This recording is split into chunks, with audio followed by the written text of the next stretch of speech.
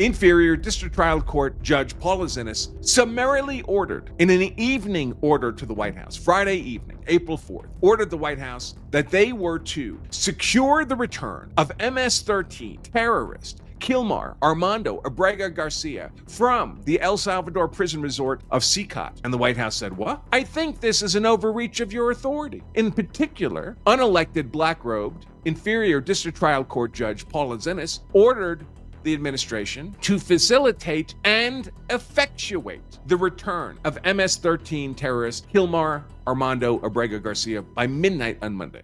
If you're ever compelled to use force in defense of yourself or your family, the good news is that if you defended lawfully, you can be very hard to convict. But did you defend lawfully? Because if you don't know where the actual legal boundaries for self-defense are, it's the easiest thing in the world to innocently step over them, and now you're extremely easy to convict. Good news. In just a single day, you can become an expert on the law of self-defense and make yourself extremely hard to convict. On Saturday, April 26th, I'm holding one of my only twice-a-year full-day Law of Self-Defense advanced classes. This class is taught live by me and live streamed to you. It teaches you everything you need to know in one day, and there's plenty of opportunity for personal Q&A with me as well. Even more good news, when you register today, you save yourself 50% off the standard registration, but that discount ends soon. Your 50% discount and many more details on this advanced class are available just by pointing your browser to lawofselfdefense.com/advanced today. And I'll also drop that link in the description. I look forward to seeing all of you there. They filed a lawsuit in federal court, which landed in the courtroom of none other than unelected black-robed Inferior District Trial Court Judge Paula Xinis, who has since been losing her mind. So I'm not going to go over the whole docket here. There's been stuff going back and forth. We've covered it all in detail. I just want to show you yesterday's docket. By the way, before I even get to yesterday, April 11th, all of you should know that federal court usually runs very slow, like it's handicapped, like it's in a wheelchair with one wheel. It can take years for federal litigation to be completed, sometimes more than a decade. So federal courts are very slow-paced, which is appropriate for a judicial function. Very slow. Things take a long time. Unless you're in the courtroom of unelected, black-robed, tyrannical, Inferior District Trial Court Paula Xinis, and President Trump's administration is what's being sued. Then everything happens really fast. Look at this. April 11th, April 11th, April 11th, April 11th, April 11th, April 11th, April 11th, April 11th, April 11th, April 11th. These actions all happened yesterday. All of them. And one of them that should be here, one of her craziest orders issued by this Judge Paula Xinis, is gone. It's missing from the docket. How does that happen? Her crazy order, the one she issued right after the Supreme Court ruling on her case. Now, let's see how I can do this most efficiently. Let's start with that Supreme Court ruling. So, of course, last Friday, not this most recent Friday, the one before that, unelected black-robed tyrannical, I guess I don't want to take me off the screen, tyrannical, Inferior District Trial Court Judge Paula Xinis summarily ordered, in an evening order to the White House, Friday evening, April 4th, ordered the White House that they were to secure the return of MS-13 terrorist Kilmar Armando Abrega Garcia from the El Salvador prison resort of Sicat. Secure his return to the U.S. no later than midnight on Monday, one business day later. And the White House said, what? we don't have him in custody, right? You know, he's in custody of an independent sovereign nation, El Salvador. We don't have any control over El Salvador. We can't order them about it. It's not our prison. You're asking us to engage in foreign relations negotiation. Us, the Article 2 executive branch of government, to whom foreign relations are delegated by the U.S. Constitution, and for whom none of that foreign relations authority is delegated to the Article 3 judiciary branch. And yet you're ordering us around to engage in foreign national negotiations as if we were a clerk in your court. I think this is an overreach of your authority. I think it is. In particular, unelected, black-robed, inferior district trial court judge Paula Xinis ordered the administration to facilitate and effectuate the return of MS-13 terrorist Kilmar Armando Abrega Garcia by midnight on Monday. So the White House said, all right, well, we'd like you to pause this order so we have some more time to think all this through. You know, like courts are supposed to operate thoughtfully, deliberately, judicially. An unelected, black-robed, tyrannical, inferior district trial court judge Paula Xinis said, no, I'm not pausing anything. I'm not pausing anything. So the administration appealed to her bosses, the Court of Appeals, said, listen, we got a midnight deadline on Monday. This is all happening over the weekend. You think the federal courts are normally working on the weekends? No. So the administration appeals to the bosses of unelected, black-robed, tyrannical, inferior district trial court judge Paula Xinis and say, hey, Court of Appeals, you're her bosses. We need you to pause this crazy order, this midnight Monday crazy order. And if you could let us know, like no later than Sunday evening, that would be great, which they declined to do. They didn't do that. They gave no response by Sunday evening. So the White House then goes to their boss, which is, of course, the Supreme Court of the United States, and says, Your Honors, we need an adult in this room. Someone has to step in and stop this madness. It is impossible under our constitutional order that an unelected, black-robed, tyrannical, inferior district trial court judge can order the Article 2 executive branch to engage in foreign policy negotiation with a sovereign state. They don't have that authority. They don't have the authority to order us to facilitate and effectuate the return of MS-13 terrorist Kilmar Armando Abrega Garcia by Monday midnight. The whole thing is outrageous. The overreach of authority is outrageous. The violation of the separation of powers doctrine is outrageous. The midnight deadline in one business day is outrageous. It's madness. Supreme Court, we need you to step in. So the Supreme Court stepped in the lamest way you could imagine, because they were trying to be respectful to their colleague, the unelected, black-robed, tyrannical, inferior district trial court Paula Xinis. What should have happened is a pimp slap, is a right hand, left hand. But they were very gentle with her, the majority. Of course, there was a dissent by the usual crowd, by 3 of the 4 women on the Supreme Court. They're very concerned about the welfare of this MS-13 terrorist, who their inferior trial court judge is ordering returned to the U.S. by midnight on Monday, returning a designated terrorist back into U.S. territory. An unelected, black-robed, tyrannical, inferior district trial court judge believes she has the authority to order the Article 2 executive branch elected president to return an identified terrorist into American territory.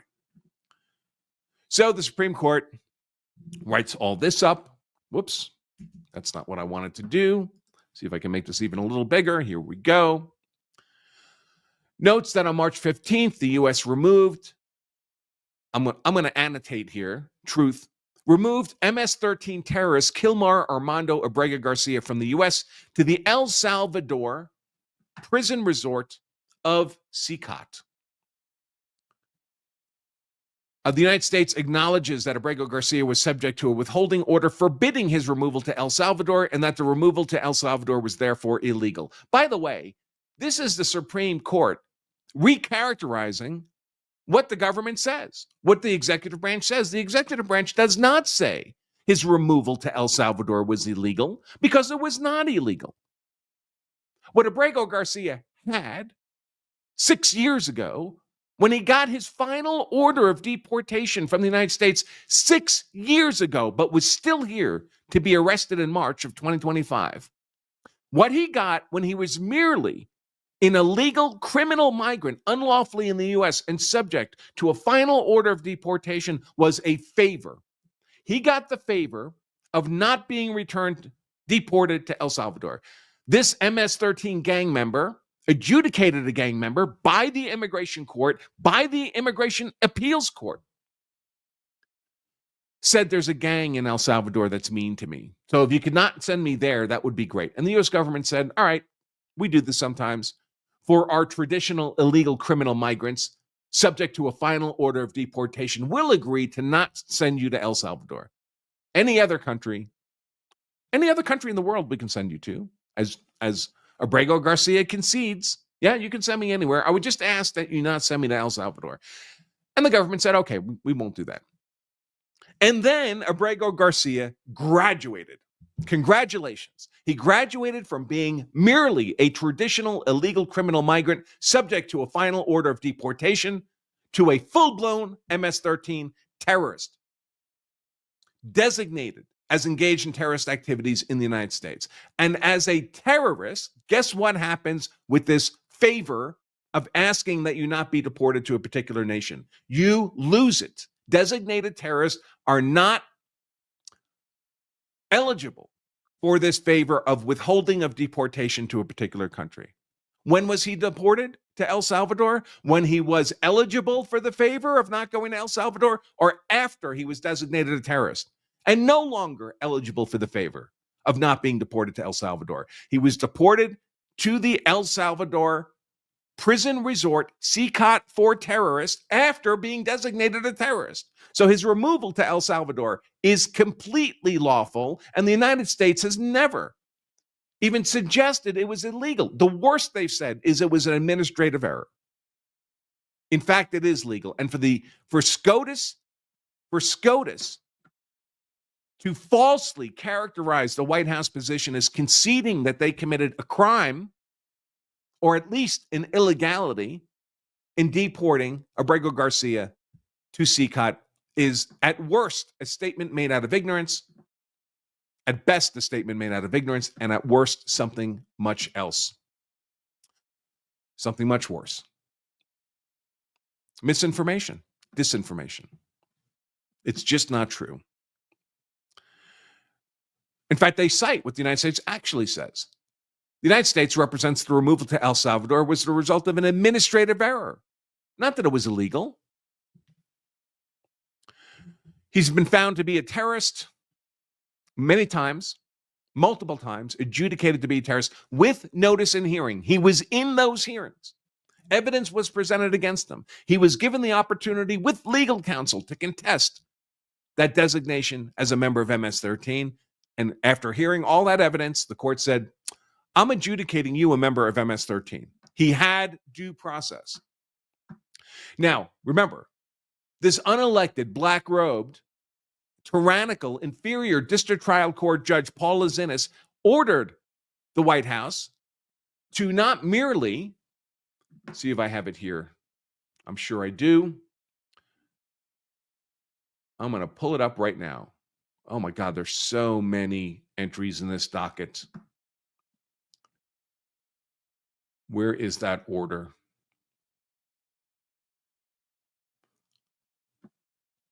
Here, this must be it. Yep, this is it. This is her order from Friday, April 4th.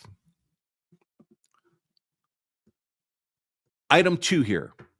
This court, this unelected, black-robed, tyrannical, inferior district trial court judge, Paula Xinis, orders the Article 2 executive branch to facilitate and effectuate the return of Kilmar Armando Abrego Garcia to the U.S. no later than midnight on Monday, one business day later.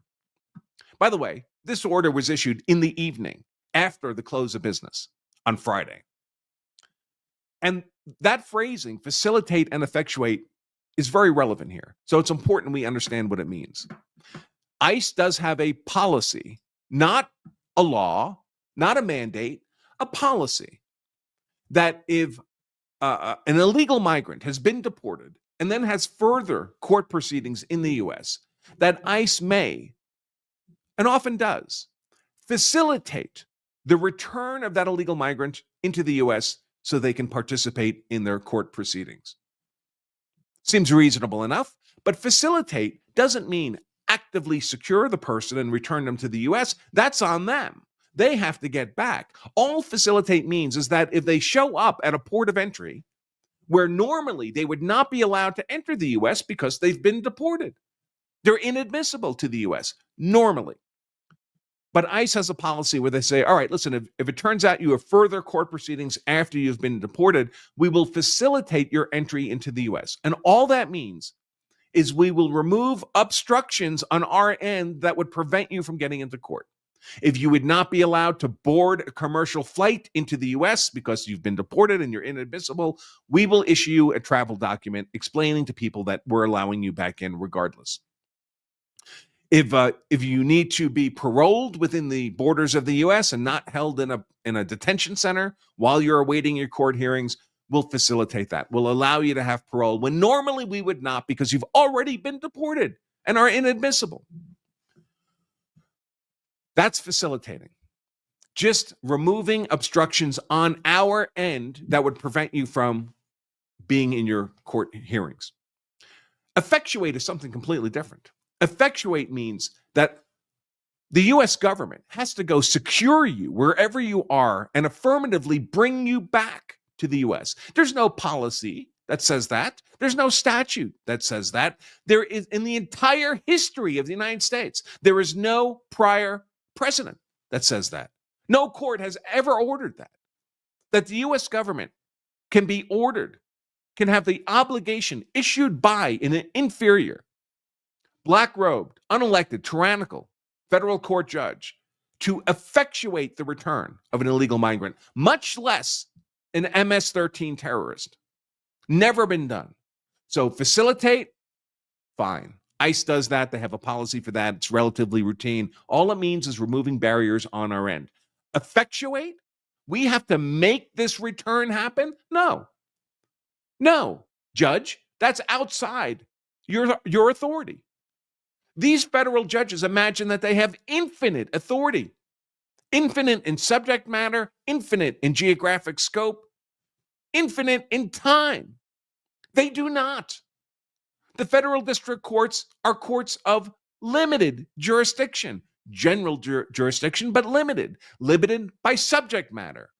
We have specialty courts for specialty subject matter, like bankruptcy, like tax, like suing the government over a contract dispute, like immigration. We have specialty courts for immigration, and Congress has stripped the federal district courts of that jurisdiction and given it to those specialty courts. We have geographic limits on jurisdiction. Federal courts do not have authority the world over. They can't order El Salvador to do a damn thing. But these judges imagine they can order anything they want. Everybody serves at their pleasure. Even the Article 2 executive branch president. Why do we have the rest of government if judges can just order everybody to do what they want? It is utter madness. So she ordered this to facilitate and effectuate. Let's go back to the Supreme Court ruling. The Supreme Court recognized this was a problem. John Sauer, the Solicitor General, the lawyer for the Article 2 branch of government that argues to the Supreme Court on behalf of the Article 2 branch of government, John Sauer brought this to their attention. Listen, ICE does sometimes facilitate, but we can't be ordered to effectuate. That's outrageous. That's an outrageous overreach of judicial authority and a grotesque violation of the separation of powers doctrine. And the Supreme Court recognized this. The Supreme Court writes here, on Friday, April 4th, in the evening, the unelected, black-robed, tyrannical, inferior district trial court judge, Paula Xinis, entered an order directing the government to facilitate and effectuate the return of MS-13 terrorist Kilmar Armando Abrega Garcia to the U.S. by no later than midnight on Monday, April 7th. By the way, hours before that happened, Chief Justice John Roberts of the Supreme Court did issue a stay on that order, a pause on that order.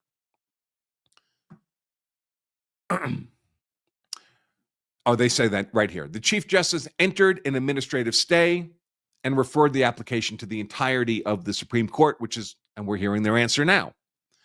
The application is granted in part and denied in part. Now, partly, of course, this is 2 days ago. This is Thursday. So the Monday midnight deadline's already passed, right? So obviously that part of the order is gone. The rest of the district court's order remains in effect, but requires clarification. On remand, we're sending this matter back to the district court, and they need the unelected, black-robed, tyrannical, inferior district court judge Paula Xinis needs to clarify her order because it requires the government to facilitate Abrego Garcia's release from custody in El Salvador and to ensure his case is handled as it would have been had he not been improperly sent to El Salvador. Notice it doesn't say that the government has to even facilitate his return to the U.S. The Supreme Court never says that. Just his release from custody. The Supreme Court continues because now they're dealing with this issue of effectuate. The intended scope of the term effectuate in the order of unelected, black-robed, tyrannical, inferior district trial court judge Paula Xinis is, however, unclear and may exceed the district court's authority. The district court should clarify its directive with due regard for the deference owed to the executive branch in the conduct of foreign affairs. Folks, the conduct of foreign affairs is embodied by the U.S. Constitution in the Article 2 executive branch of government. The president conducts foreign affairs. You know how much foreign affair authority is bestowed upon the Article 3 judicial branch? 0. Thanks for watching this highlight segment of our full-length Law of Self-Defense live stream. If you enjoyed this content, make sure to give us a like and subscribe for more expert analysis on politics, law, and how to be hard to convict. And to watch the full-length episode of this show, just click right here. Stay safe.